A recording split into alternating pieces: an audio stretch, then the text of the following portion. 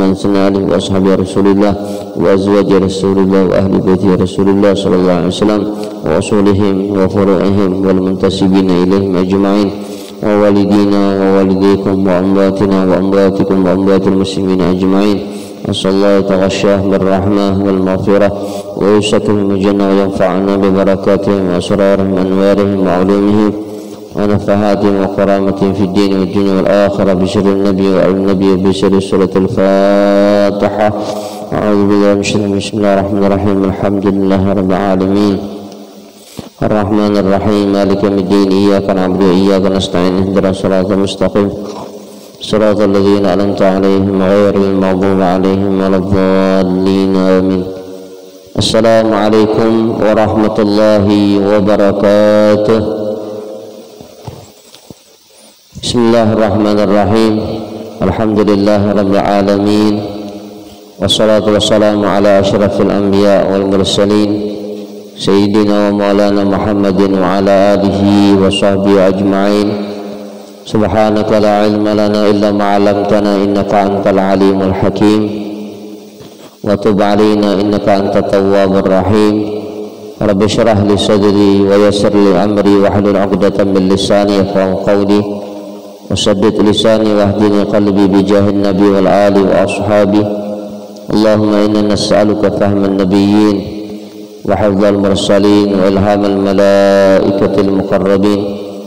اللهم أغننا بالعلم اللهم أغننا بالعلم اللهم أغننا بالعلم وزينا بالحلم وأكرمنا يا الله بالتقوى وجملنا يا الله بالعافية يا أرحم الراحمين. أما بعد, kembali kita melanjutkan apa yang kita bicarakan kemarin tentang masalah amanah. Amanah sesuatu yang istimewa, sesuatu yang mahal harganya. Amanah tidaklah melekat dan menempel pada tangan seseorang kecuali tangan itu menjadi mahal. Amanah ini tidak menempel melekat pada kaki kecuali kaki itu akan menjadi mahal. Amanah itu tidak melekat menempel pada mata kecuali mata itu akan menjadi mahal. Amanah itu tidak melekat menempel pada telinga kecuali akan menjadi mahal. Amanah itu tidak menempel melekat pada diri seseorang kecuali orang itu akan menjadi mahal. Di dalam kitab Fawaid diceritakan bahwasanya ada seseorang yang bertanya kepada sebagian ulama, sesungguhnya tangan itu apabila dipotong dan tangan itu tidak melakukan dosa, maka diyahnya, ganti ruginya karena telah memotong tangan yang tidak berdosa itu, ganti ruginya adalah sebanyak 500 dinar daripada emas. Begitu mahal. Tapi apabila tangan itu mencuri 1/4 dinar, maka tangan itu akan dipotong. Lalu apa jawaban daripada ulama itu? Ulama itu menjawab, iya, karena tangan itu menjadi mahal dikarenakan tangan itu amanah. Tangan tadi yang pertama yang dipotong lalu ganti ruginya adalah 500 dinar emas, menjadi istimewa karena tangan itu tidak berdosa. Tapi kalau sudah tangan itu berdosa, tangan itu tidak amanah, maka tangan itu menjadi murah harganya. Bahkan kalau amanah itu menghiasi sosok diri seseorang, walaupun orang itu dipandang hina, walaupun orang itu tidak kaya, status sosialnya barangkali rendah, tapi kalau orang itu amanah, jujur, maka orang itu menjadi istimewa dan mahal. Bahkan sebagian orang barangkali yang tahu harga daripada amanah itu, dia akan mencari-cari pasangan hidupnya, yaitu pasangan hidup yang amanah dan jujur. Kita barangkali pernah mendengar cerita bagaimana ada dialog antara seorang anak perempuan dengan seorang ibu. Ibu ini berkata kepada anaknya, "Wahai anakku, campurkan saja susu itu dengan air, biar susu itu menjadi banyak. Biarkan kita mendapatkan banyak keuntungan dari menjual susu yang setelah dicampur dengan air." Lalu anak itu berkata, "Ini perbuatan yang tidak baik, wahai ibu. Ini menipu orang lain." Lalu kata ibu itu, Sayyidina Umar Khalifatul Rasulullah SAW, Amirul Mukminin, tidak akan tahu apa yang kita lakukan, tidak akan tahu apa yang kita bicarakan pada saat ini. Maka pada saat itu Sayyidina Umar lewat dan mendengar akan apa yang telah dibicarakan. Maka si anak perempuan tadi menjawab, "Wahai ibunda, kalau seandainya Sayyidina Umar tidak mengetahui apa yang kita bicarakan, apa yang akan kita lakukan pada saat ini, pertanyaannya, apakah Allah Subhanahu wa ta'ala yang menjadi Tuhan Sayyidina Umar juga tidak mengetahui apa yang telah kita lakukan, apa yang kita akan lakukan, dan apa yang sudah kita bicarakan?" Maka Sayyidina Umar pada saat mendengar jawaban si anak itu, maka Sayyidina Umar kembali ke rumahnya dan mengumpulkan anak laki-lakinya. Lalu pada saat itu beliau bertanya kepada anak laki-lakinya, "Siapa di antara kalian yang kepingin nikah pada saat ini?" Maka pada saat itu ada di antara anak beliau yang berkata, "Ulun kepingin nikah wahai ayahanda, wahai Sayyidina Umar." Maka pada saat itu Sayyidina Umar menikahkan anak laki-lakinya dengan siapa? Dengan anak perempuan yang tadi menjawab, yang tadi berkata, "Wahai ibunda, kalau Sayyidina Umar tidak tahu apa yang kita lakukan, apakah Tuhannya Sayyidina Umar pun juga tidak tahu apa yang kita lakukan?" Lalu subhanallah, dari perkawinan itu lahirlah anak cucu yang kita tahu sama-sama yang menjadi pemimpin yang sangat zuhud sekali. Siapa beliau?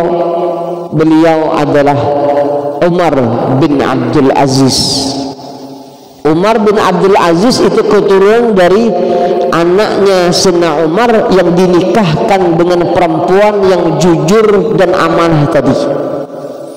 Lihat bagaimana kalau kita ambil pelajaran dari cerita ini, Sayyidina Umar memilihkan untuk anaknya bukan orang yang kaya, bukan orang yang juga punya pendidikan yang tinggi, juga bukan perempuan yang cantik jelita, tapi Sayyidina Umar memilihkan untuk anaknya adalah perempuan yang soleha, perempuan yang jujur, perempuan yang amanah.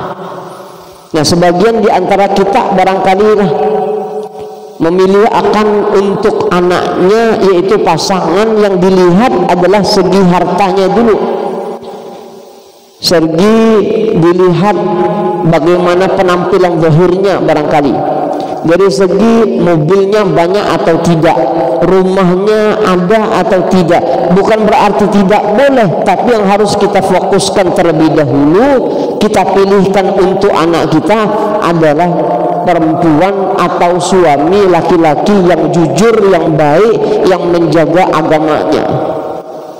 Karena kalau kita perhatikan harta dan juga dunia itu tidak bikin kita senang dan bahagia, dunia dan akhirat. Mana kamusnya bahwasanya dunia itu akan menjadi penyebab orang itu bahagia di dunia dan akhirat? Tidak ada.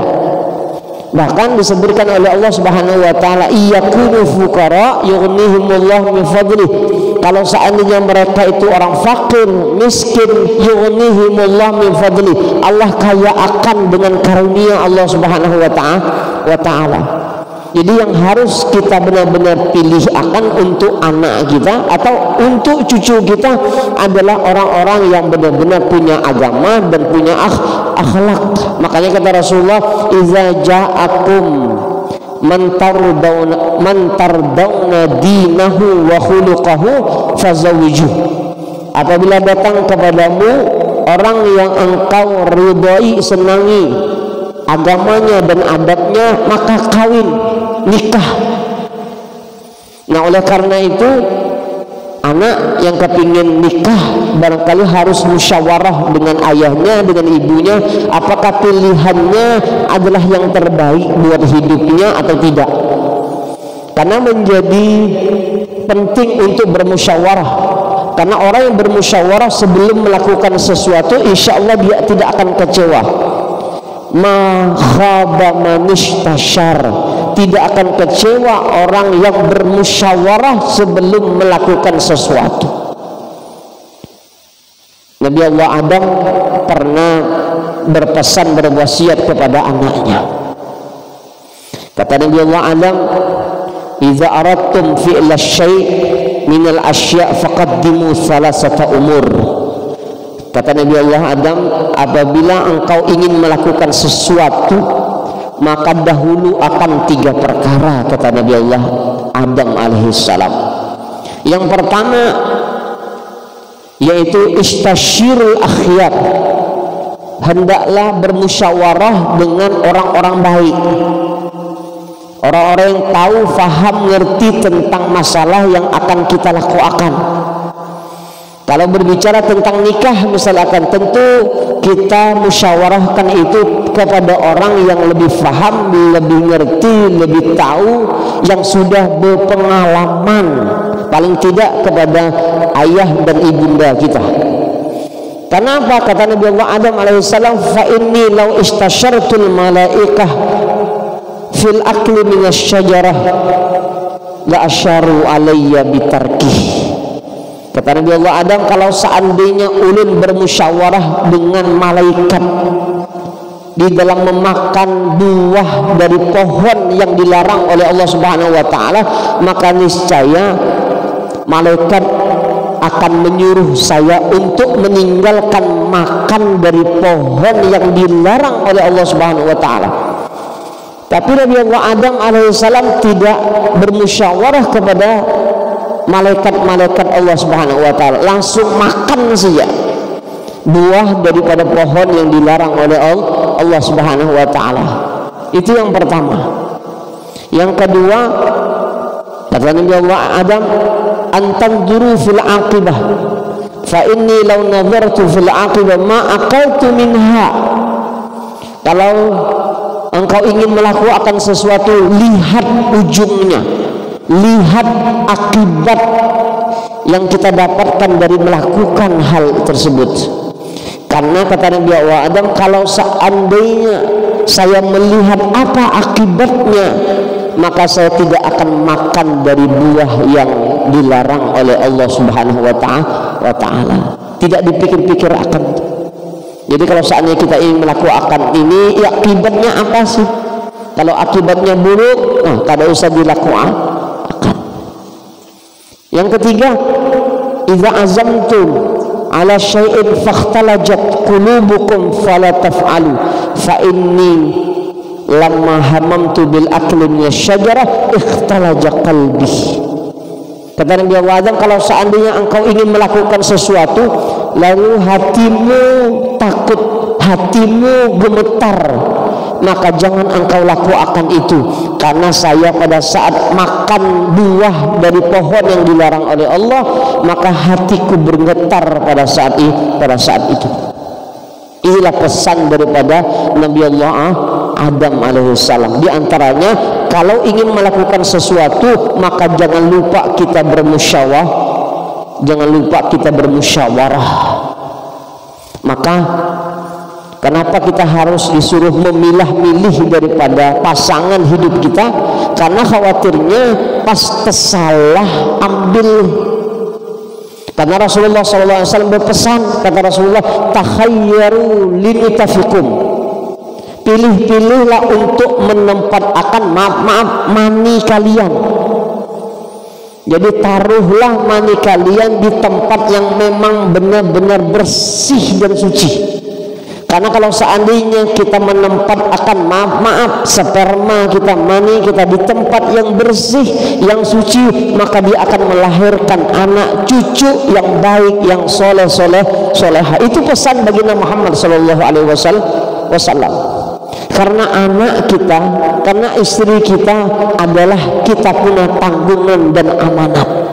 Makanya di dalam kitab juga disebut akan bahwasanya sebagian ulama menegaskan di dalam tafsir Al-Uyun bahwasanya amanah itu artinya adalah al-ahli wal aulad. Amanah itu artinya al-ahl, keluarga. Maksudnya di sini adalah istri, wal aulad, dan juga anak-anak.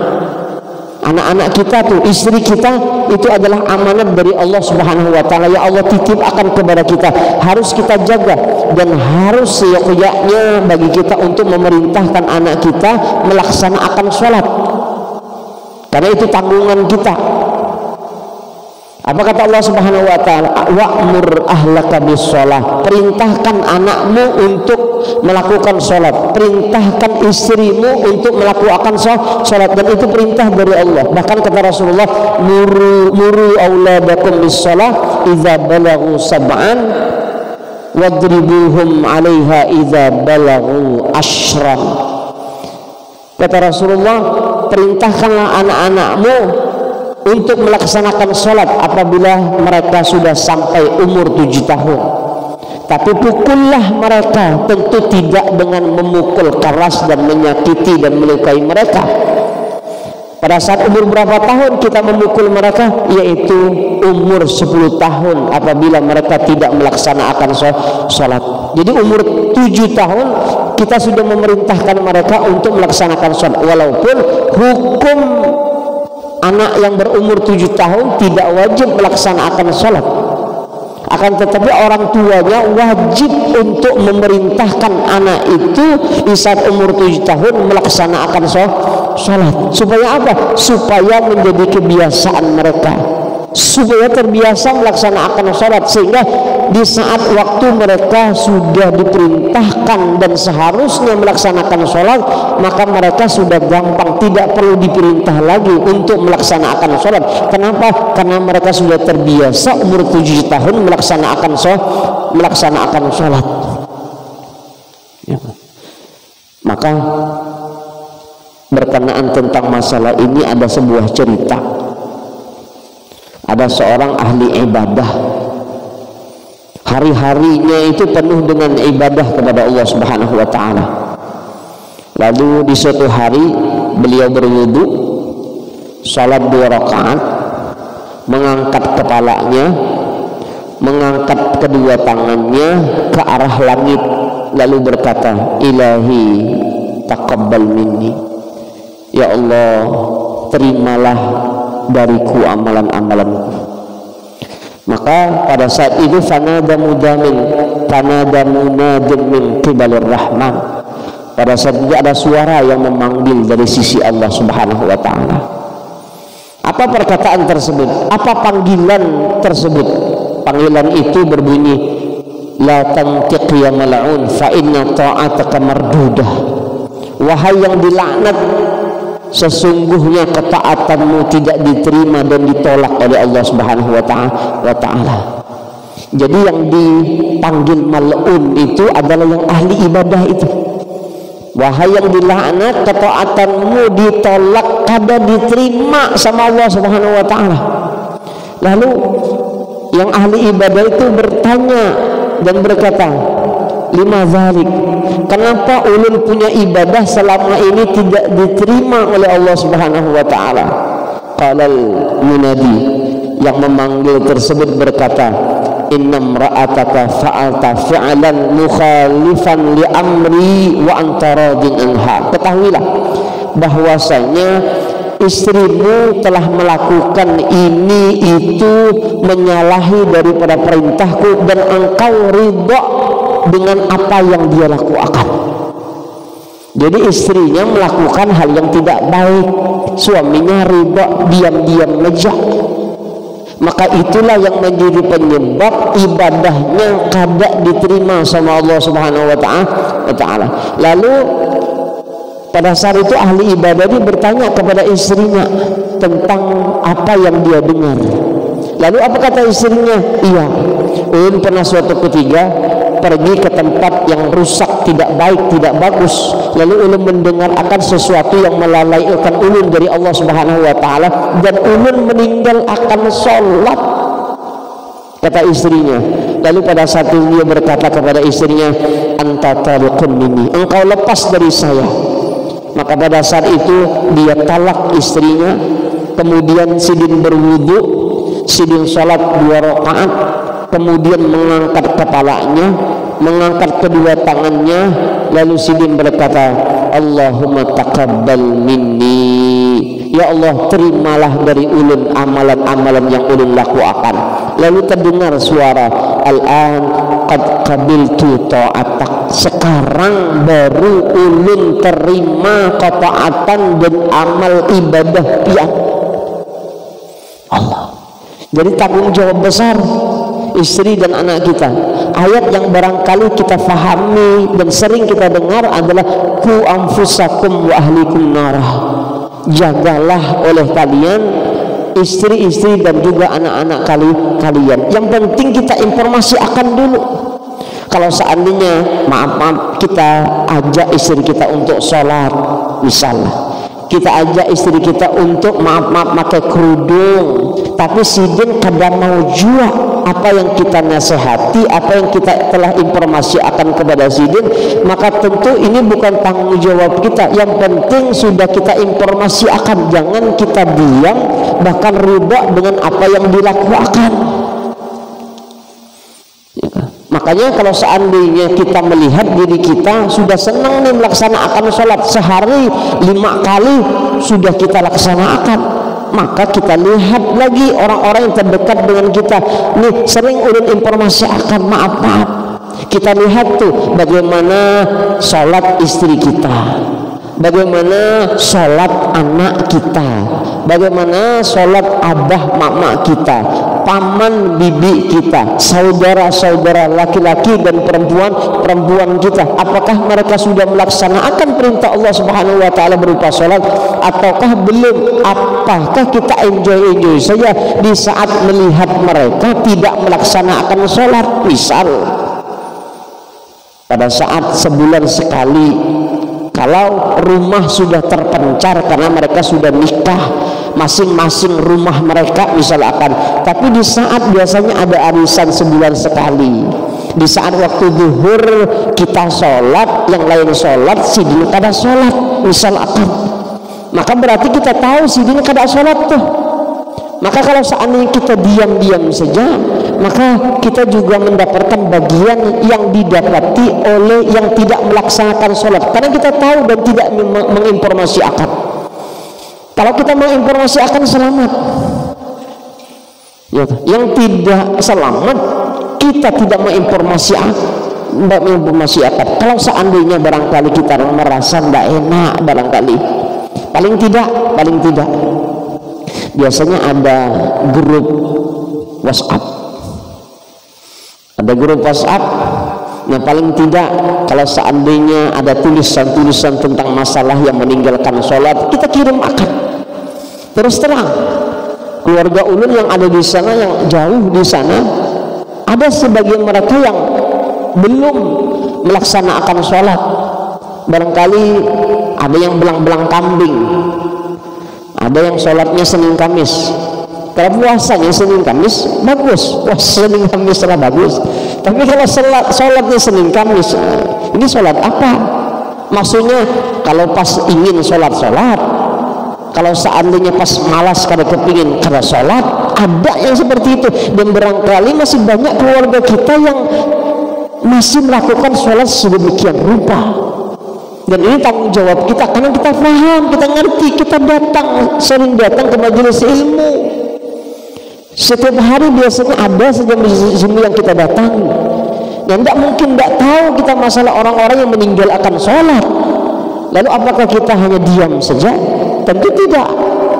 Karena harapan kita tuh, barangkali harapan semua ulun yakin, kepingin masuk surga sama-sama istri, sama-sama anak. Kita tidak mau masuk surga sendiri, kan begitu keinginan kita.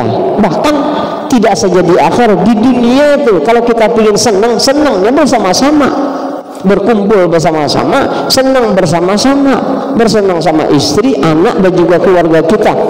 Masa di akhirat lalu kita tidak kepingin berpencar, yang satu kemana, yang satu kemana, kepinginnya surganya sama-sama.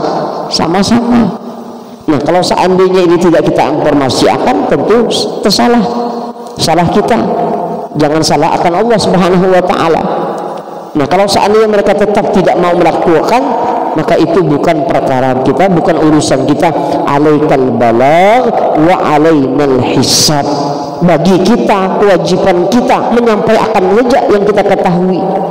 Adapun hisab adalah tanggung jawab Allah. Allah Subhanahu wa ta'ala yang punya perkara, Allah yang akan melakukan itu. Jadi benar-benar kita lihat dan kita perhatikan amalan istri kita, amalan anak-anak kita, jangan kita biarkan mereka lalai kepada Allah Subhanahu wa ta'ala. Harus kita ingat akan, biasanya tuh yang bikin anak kita lalai daripada sholat diantaranya karena asyik bermain HP diantaranya. Ya, jadi mainan yang paling asyik zaman ini ya HP. Coba biar hati. Ya, dulu ada yang senang main bola, main poli, jalan-jalan.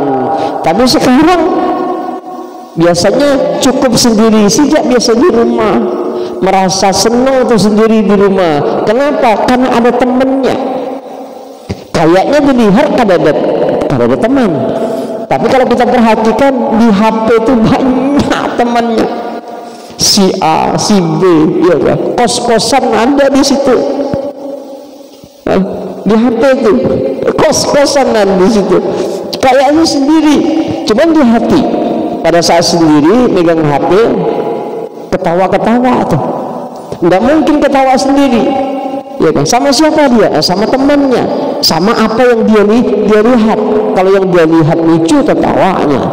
Kalau yang dia lihat menyediakan, sedihnya, menangisnya, ya kan? Nah, itu yang biasa mengambil dia. HP itu yang mengambil dia dan menarik dia untuk biasanya lalai kepada Allah, untuk melaksanakan sholat. Sampai malam jam 1, jam 2 dengan HP-nya, lalu tertidur. Nah, sungguh kalau kita sebagai ayah dan juga ibunya tidak memperhatikan sholat subuh daripada anak kita, tidak mungkin melaksanakan sholat subuh. Kenapa? Tidurnya sudah jam 1, jam 2 tidur. Bangun kada bangun jam 7, jam 8. Kalau kita kada perhatikan dan kada kita bangun akan anak kita.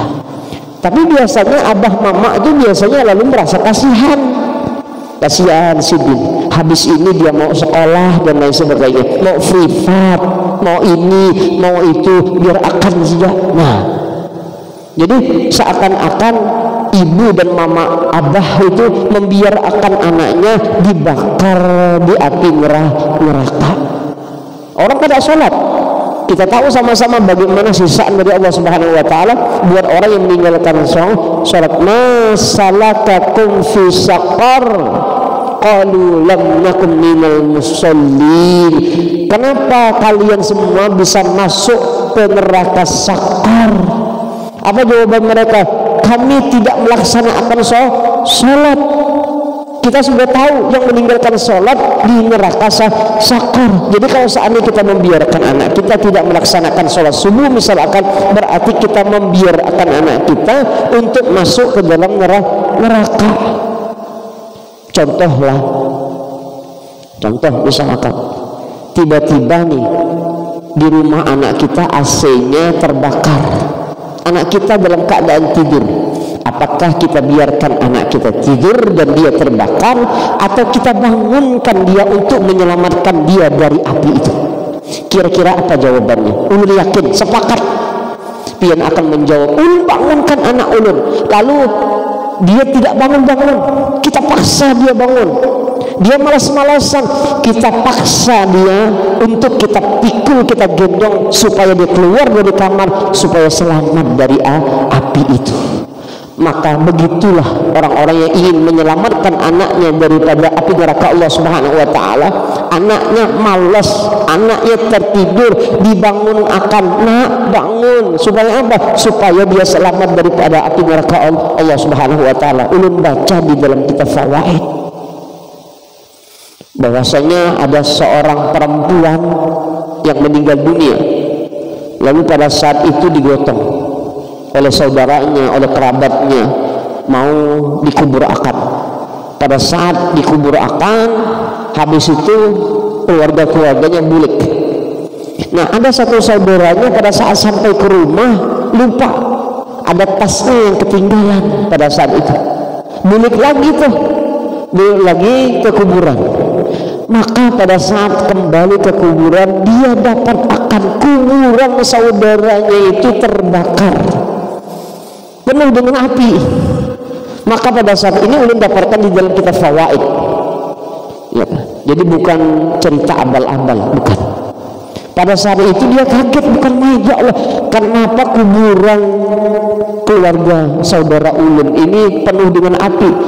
Dia langsung balik ke rumah. Pada saat itu dia tanyakan kepada ibunya, Bu, apa sih yang dilakukan oleh saudara ulun pada saat dia masih hidup?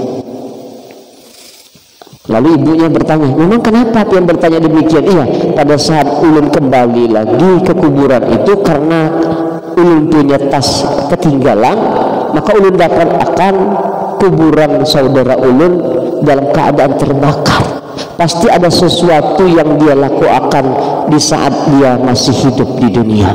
Apa kata ibunya? Ketahuilah, wahai anakku, saudara perempuanmu sering melalaikan sholat. Bukan meninggalkan sholat, bukan, melalaikan perkara sholat. Nah, oleh karena itu melaksanakan sholat, apalagi tepat waktunya, apalagi sholat dilakukan segera berjamaah, ini harus dibiasakan. Makanya ulun ingat dulu waktu di pondok lah, walaupun agak marah begitu. Kenapa nih ulun punya guru melakukan hal yang sebenarnya kita tidak senang, kita benci. Jadi kita dulu kalau seandainya seminggu lah 3 kali aja terlambat sholat jamaah, seminggu 3 kali terlambat sholat jamaah, bukan tidak melaksanakan sholat jamaah, apalagi bukan tidak melaksanakan sholat jamaah tinggal atau terlambat. Misalkan kita jadi makmum masbuk seminggu 3 kali, maka apa hukumannya? Hukumannya kepala kita digundul, licin, digundul. Habis itu tidak hanya sekedar gundul, licin, habis itu dijemur, kayak dijemur di padang mahsyar gitu, di halaman. Jadi di samping masjid kita waktu itu ada halaman besar untuk main bola. Nah, di situ kita dijemur. Dijemurnya jam berapa? Dijemurnya habis sholat zuhur, pas terik-teriknya matahari, kayak mau pecah kepala. Pada saat itu kita agak tidak senang, kayak gerutu di dalam hati. Tapi setelah selesai dari pondok, kita bersyukur, ya Allah, alhamdulillah, dulu kayak begitu tuh. Kita dihukum kalau seandainya terlambat melaksanakan sholat jamaah. Coba kalau seandainya biar akan aja. Mau sholat jamaah kah, mau qada kah, mau sholat kah, mau qada kah, barangkali habis keluar dari pondok, ya kita juga mengampangkan perkara sholat jamaah. Jadi harus dibiasakan. Maka ulun ketujuh tuh, kalau seandainya ada anak kecil ya, diajarkan untuk datang ke majelis, untuk datang ke masjid, melaksanakan sholat jamaah, terbiasa melihat keadaan-keadaan yang baik. Insya Allah kita doakan nanti kalau sudah besar akan diingat bahwasanya abahnya, ayahnya, ibunya yang mengajak dia untuk pergi ke tempat-tempat yang baik. Karena mudah-mudahan anak-anak kita dijadikan oleh Allah Subhanahu wa taala, anak-anak yang saleh, salehah, istiqamah di dalam beramal, beribadah sampai akhir hayat. Mudah-mudahan bermanfaat, berfaedah. Salah khilaf ulum ta'ampul, minta maaf. Subhanakallahumma wa bihamdika asyhadu an la ilaha illa anta wa astaghfiruka wa atubu